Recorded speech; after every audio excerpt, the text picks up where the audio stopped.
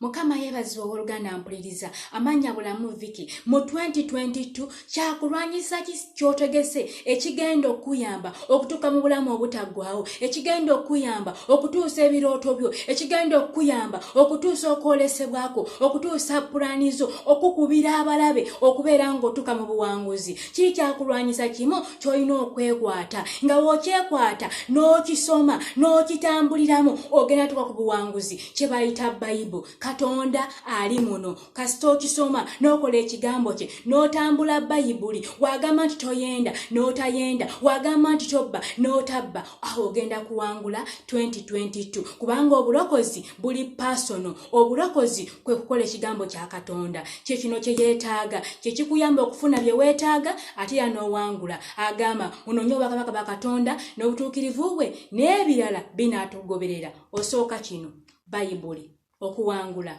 kwagaliza 2022 omwaka omulungi. Mukama abeere wamu naawe ne Christmas ennungi. Mukama akunkumire. Bye bye.